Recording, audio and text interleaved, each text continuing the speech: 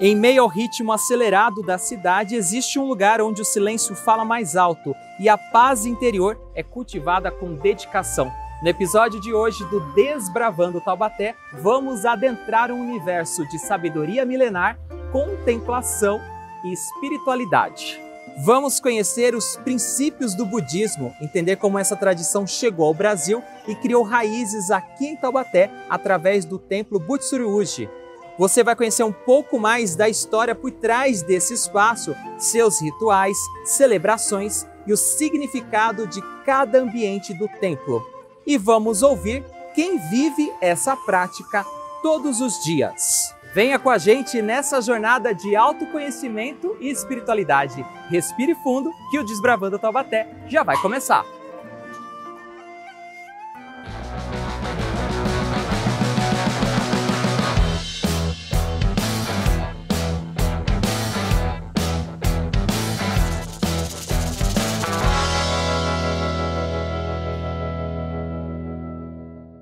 Estamos no Templo Butsurugi, em Taubaté, e quem vai nos ajudar a entender a história do budismo é o Monge Freitas.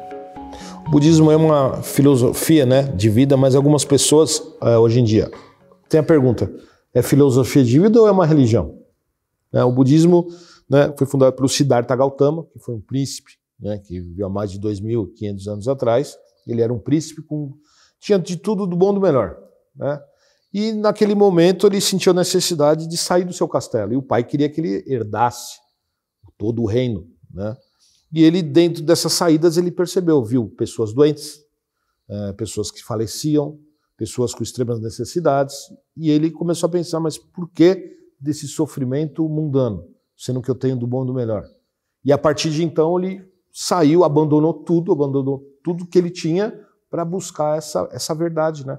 E depois de muitas peregrinações e muitas práticas extremas, ele chegou à conclusão que a prática do meio, o equilíbrio, é o que precisava ser buscado. Pilares essenciais do budismo é você enxergar a vida como ela realmente é, né? Não viver de ilusões, se desapegar das coisas, isso é o principal. O ser humano ele é muito apegado a tudo, né? Por isso que existe esse sofrimento, e através da sua prática religiosa, né, você atingir um patamar maior. O budismo hoje em dia tem muitas escolas, né, tem muitas ramificações. No caso nosso é do grande veículo, Mahayana, né, tem o pequeno veículo também, só que dependendo da escola, as práticas eram restritas a, vamos dizer, a pessoas especiais. Meditação de um jeito, era muito difícil. E no caso do grande veículo, no caso nosso budismo primordial, é uma prática que qualquer pessoa pode realizar, desde uma criança até um adulto ou um idoso. Então a prática ela tem que ser aplicável no dia a dia. O Buda, nessas peregrinações, ele pregou diversos sutras. Sutra do coração, sutra de lótus, sutra de Amã, ou seja, pesquisar você vai encontrar muitos sutras por aí. Só que isso ele usou como subterfúgios para atrair. É como se fosse o ser humano é como se fosse uma criança. Dá um docinho aqui, vamos brincar, vamos para trazer perto. Então ele usou desse subterfúgio de outros sutras para, no final, falar assim, a partir desse momento vocês abandonem esses ensinos provisórios e a partir de então sigam o Sutra de Lótus, que é onde está incluso a prática do Daimoku, do Nammyoho Renge Kyo. Então o budismo, qual é a proposta? O que você aprende dentro de um templo, você tem que aplicar lá fora. E principalmente, isso é primordial, nós chamamos. A expansão do Dharma Sagrado é ensinar as outras pessoas a praticarem o Nammyoho Renge Kyo. Porque eu não vou atingir a minha iluminação lá na frente se todos não atingirem. Isso é uma premissa do budismo. Aí eu tenho que salvar todos e depois me salvar. Se eu não tivesse incorporado o ensinamento do budismo primordial na minha vida, eu não tinha virado nem monge. Isso é uma mudança que fica até difícil de explicar, né? Por isso que a gente fala, como é que eu te explico, como é que é o sabor de uma maçã? Me explica. Você não consegue me explicar, você vai chegar próximo. Como é que eu vou sentir o sabor da maçã? Me dá uma maçã para me experimentar, eu vou comê-la. Então o budismo primordial, a prática budista é isso. Pratique que você vai ter as respostas.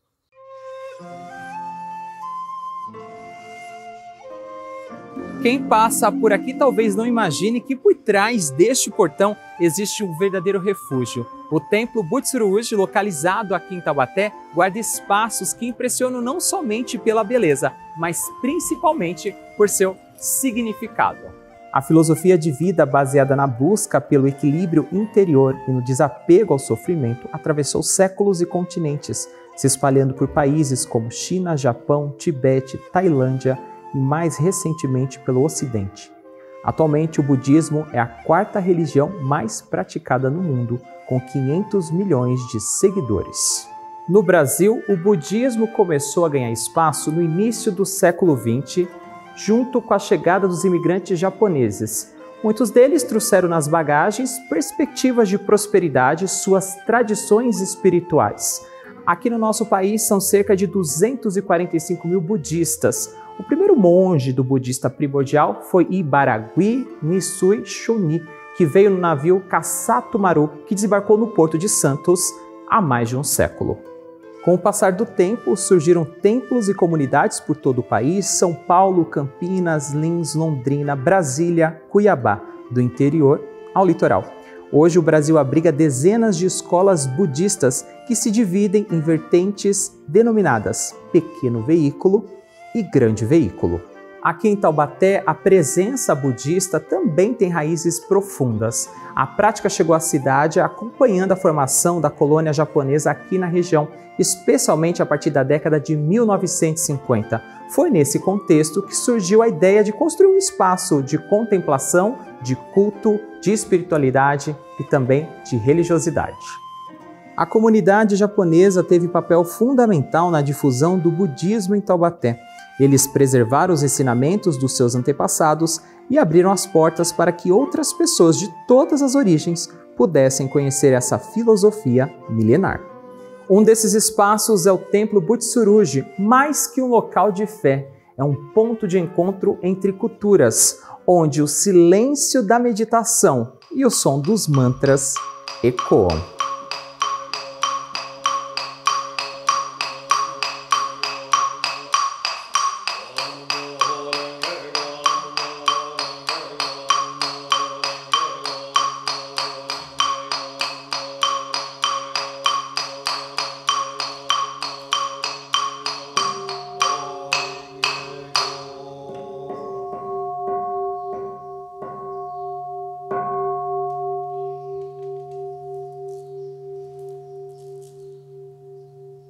O Bispo Freitas conta pra gente agora a história desse espaço de tradição e espiritualidade.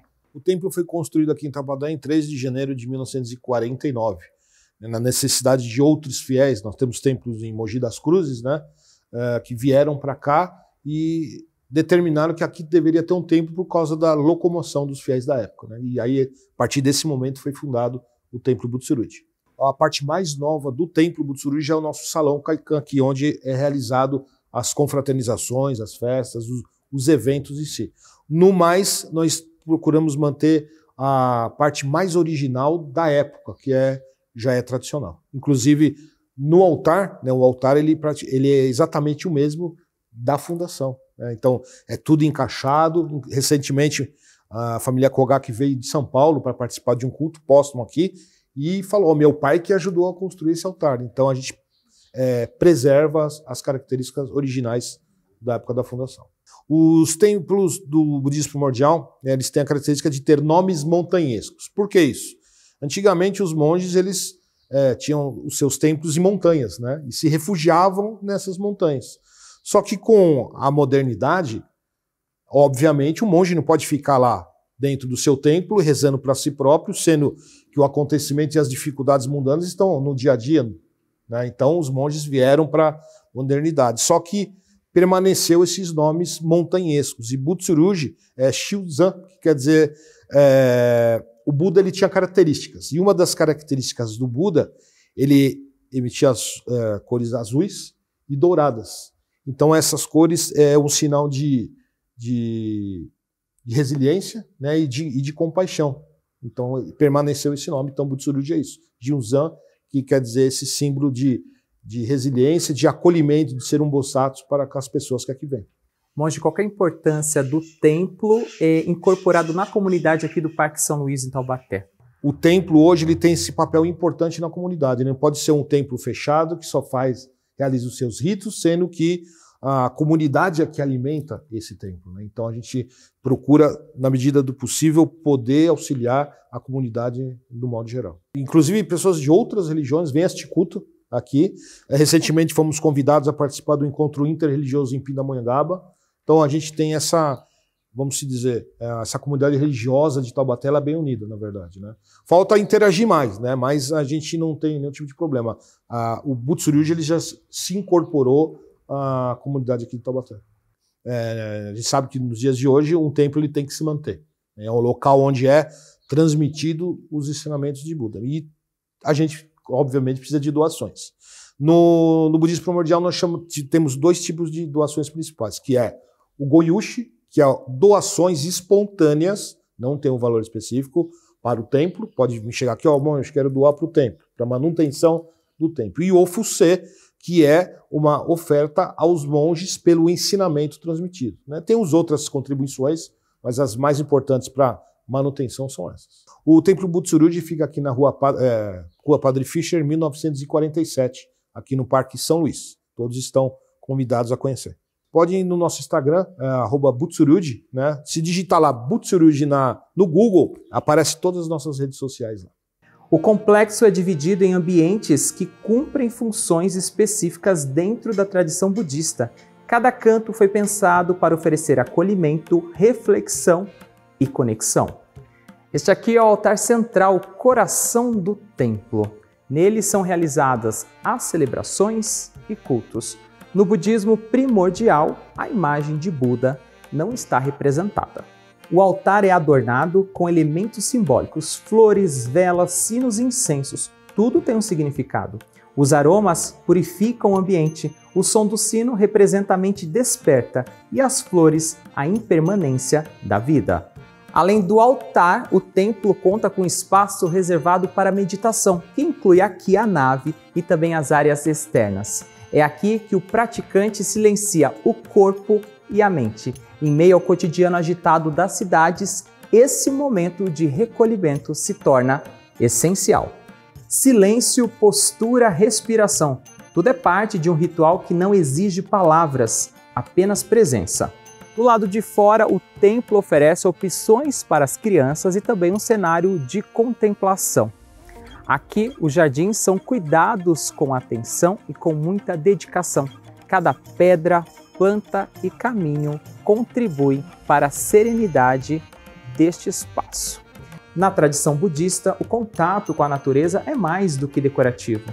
Ele ajuda a lembrar que fazemos parte de um ciclo maior que envolve todos os seres. Mais do que uma construção, o templo é um espaço de harmonia, tradição e respeito. Cada espaço, por menor que seja, nos convida a desacelerar e olharmos cada vez mais para dentro de nós mesmos. O Templo Butsuryuji também tem espaços para estudos, encontros e até atividades culturais. Por aqui, espiritualidade e comunidade caminham lado a lado. É um espaço vivo, um lugar de acolhimento para quem busca aprender, praticar ou simplesmente encontrar um momento de paz. E aí, tá gostando do Desbravando o Templo Butsuryuji? Espero que sim. Agora tá na hora do nosso quiz. Quero saber se você prestou atenção na primeira parte do nosso programa. E eu quero saber de você hoje o seguinte: em que data foi fundado o Templo Butsuryuji aqui em Taubaté? Letra A, 13 de março de 1959. Letra B, 13 de janeiro de 1949. Ou letra C, 13 de maio de 1969. Depois do intervalo tem a resposta do quiz aqui no Desbravando Taubaté e você também vai conhecer os ritos e celebrações aqui no templo e conhecer as motivações de uma praticante do budismo. Fique com a gente, o Desbravando Taubaté volta já já.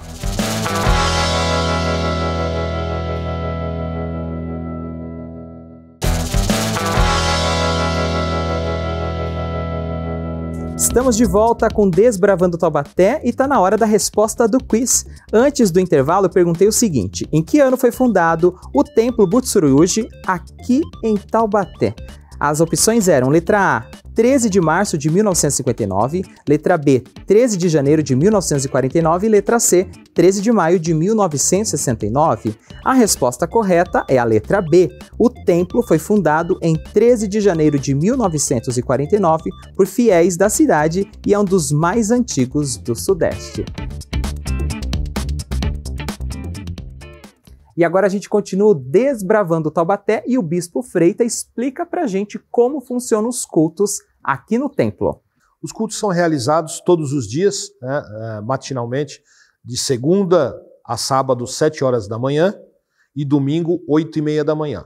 E as únicas datas que nós temos de culto noturno são terças-feiras e sextas-feiras, às 19 horas. Quem quiser participar, não tem nenhuma regra, nenhuma vestimenta, não. Apenas venha, sente-se e acompanha. E no final do culto, normalmente a gente sabe quem é novo ou não, a gente auxilia, conversa, apresenta a religião para a pessoa. A gente orienta, no budismo não existe proibições, né? A gente fala que o budismo ele é consciência, né, e você tem que ter um discernimento. Como é um local religioso, né, você tem que se portar e se vestir de acordo com aquele ambiente. Se fosse um outro ambiente externo, é a mesma forma. Então a gente não tem uma proibição, a gente só pede o respeito dentro de um local sagrado. Em relação à sua vestimenta, monge, você pode explicar para a gente quais são esses elementos? Sim. Aqui é o Jiuzu, que todo monge usa, que a gente chama de o terço budista, né? Que são 108 contas, diferente de outros utensílios religiosos, que são 108 imperfeições. Então a gente tem que ter essa consciência das imperfeições e o rezo sempre engaixou, que essa é a característica de um praticante budista.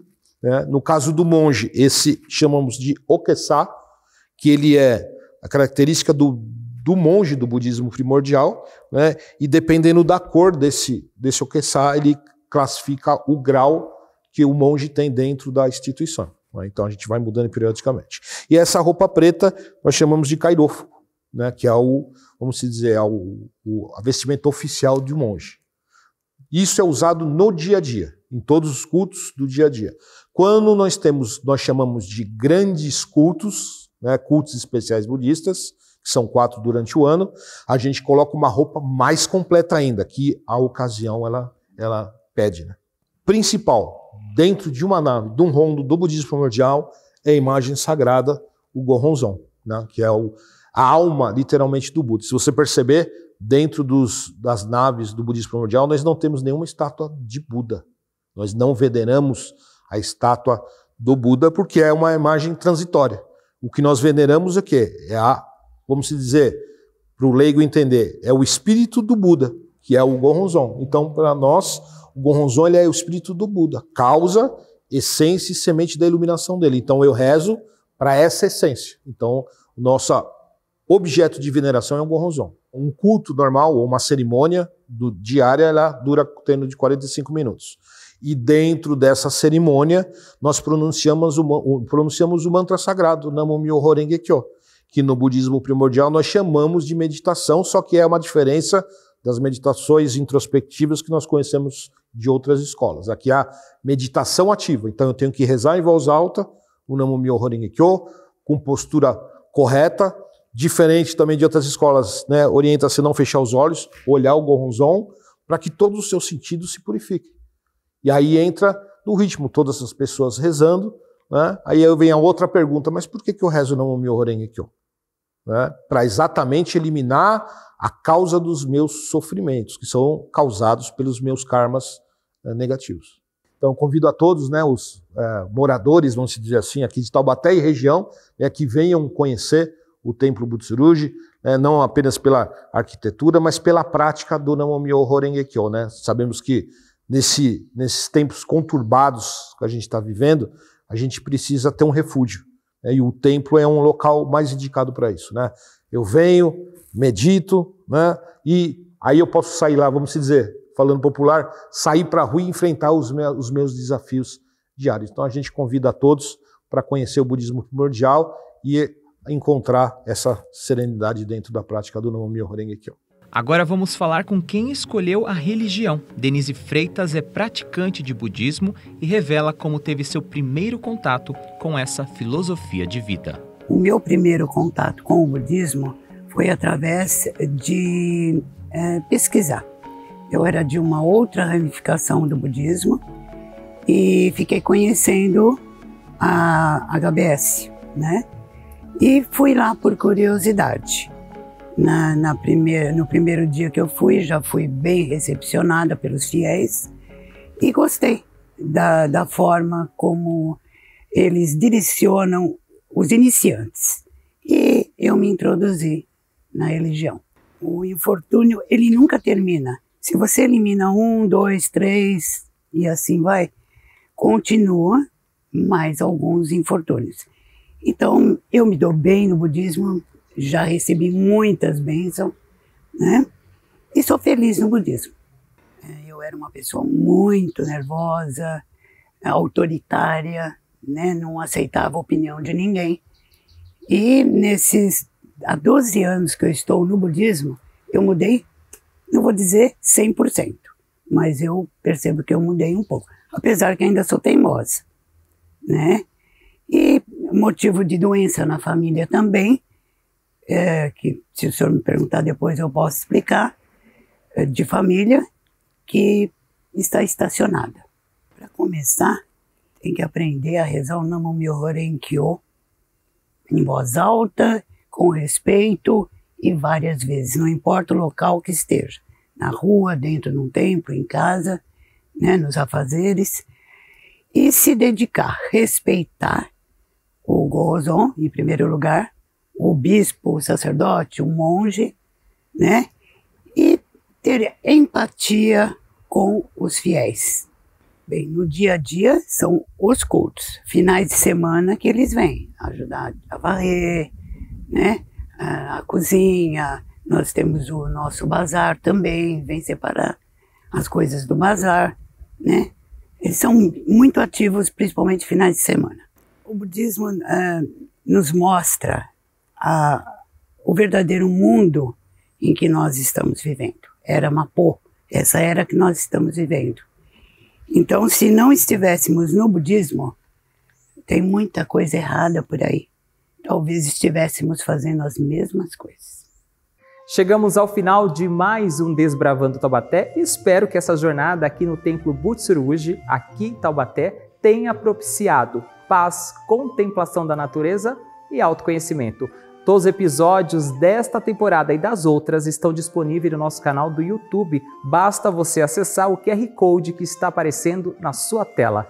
Desde já, vou deixar o convite para a gente se encontrar na nossa próxima aventura chamada Desbravando Taubaté.